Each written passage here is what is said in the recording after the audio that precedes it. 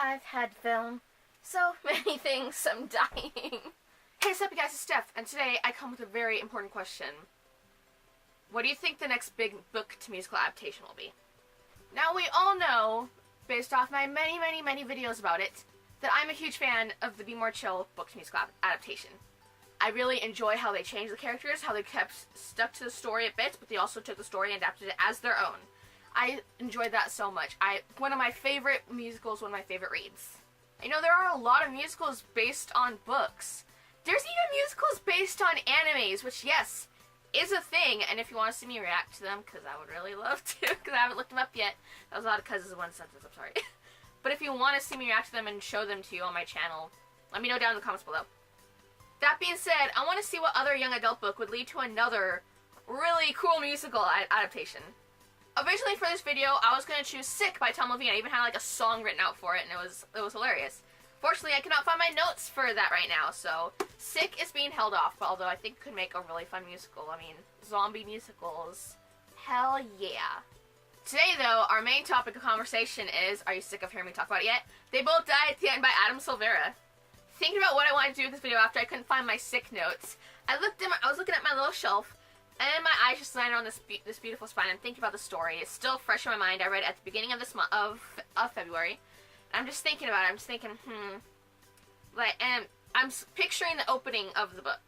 I just picture the lights slowly coming on. You see this like little cubicle with a chick on the phone, and then with a really somber expression as she's talking to someone.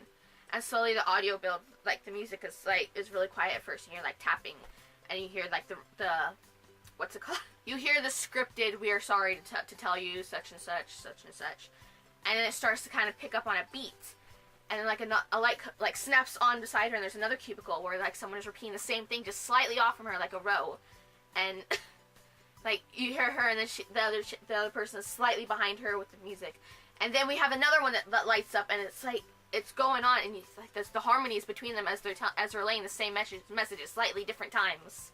I'm sorry to say that today's your last day. Something along those lines, possibly. I don't know. Just picturing it and like imagining like what kind of music would go as it's happening. Like it's really cool. It'll be a really catchy show because they're explaining how these people, this is their last day. This is how they're gonna die, and it just goes on, and then the music stops, and we see another side of the stage light up, and it's our boy Mateo. At that point, you just hear a ringing, and Mateo looks at the phone with dread in his eyes. When he does find the answer, you get the sing-song voice of the person who works at Deathcast, who's singing the song to him, and then they just kind of have this back and forth singing, as musicals do, because who talks to musicals? Come on. And then when the phone call ends, Mateo just has this moment. He has a soliloquy. He's just saying there like disbelief and thinking, but the words are coming out of his mouth, obviously, because we're not looking at the written form, we're looking at like a musical stage production. And it's really quiet for a moment. Then the lights will dim on him, and it'll start to really pick up as we come up to Rufus and the Plutos and what they're doing. If you read the book, you know. I don't want to give everything away. I don't want to give the entire first bit away. I mean, we're obviously going into what it is to explain what this musical would look like at the beginning, but I don't want to give everything away if you haven't read this book. It's a really energetic and violent cut in the music as we come to Rufus and what they're all doing. And it's getting in, you're pumped, and it cuts to silence as soon as the phone starts ringing. And everyone just freezes. And Rufus and the person from Deathcast who called him will have the same kind of back and forth as Mateo. Obviously different because his reaction was different. It'll be quieter, it'll be like harsher, like what do you mean? Like it'll be like a more hushed version, while the others are just kind of like avoiding looking at him and looking down and being like, oh man. At least that's how I imagine like an opening number for this song being. And what would it be called? Like that opening number? Maybe it could just be called something as simple as Deathcast. Or, because I believe that whole number would be linked together. In the stage version, you'd have like the bigger pauses. In the musical, for the original cast recording, you'd have like just really quick pauses. But in the actual musical, you'd have like the longer pauses where they have their soliloquies and they have like the talking between like, oh man, is that your phone? That's not a good sound to be coming out. Maybe Deathcast Calls. That could be the opening number. I don't know. It's such a fun thing to think about different adaptations for books. Especially since this one is still relatively new. well, kind of. It came out a few months ago. Still newish. It works.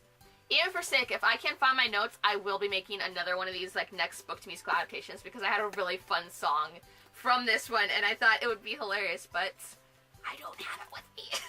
I think it would make for a really interesting adaptation to have They Both Die at the End as a musical. Can you imagine those boys coming to life on stage? Like, okay, you know, it would be really great, the people who did the Lightning Thief musical, because they did that book such justice. Like, that was the adaptation that Percy Jackson deserved. If those people did They Both Die at the End, I could die happy. I could die at the end, too. I would trust them with this adaptation. I think they could do it. If somehow it gets into their hands, I would trust them. Even the two that did Be More Chill, I think they could have a fun time with this one. I thought this was a fun video idea. Let me know if you guys liked it, too. If you liked how I set the scene of, like, the first tiny bit of this book. But that isn't even scratching the surface of what this book is. It's really beautiful. I did a book review on it. Spoiler free if you want to watch it. Will be in the icon description down below because I'm self-promoting garbage. Hey, sup? That's all I've got for you guys today. I really hope you enjoyed this video. I hope you liked the concept because I would really love to do more of these. I think they're really fun imagining new ways so that these books could be adapted that isn't just primarily film. Sometimes, a lot of times, film doesn't get it right. It probably takes the same amount of effort as doing a movie, but I feel like at times there's more heart in a musical adaptation as in a live performance. Because every night it's a new show, but you're still doing the same things, but it's a new crowd seeing you. It's new every night. I feel like it would be a really cool thing to see more musical adaptations of books. I hope you have a lovely day/night. I'll see you later.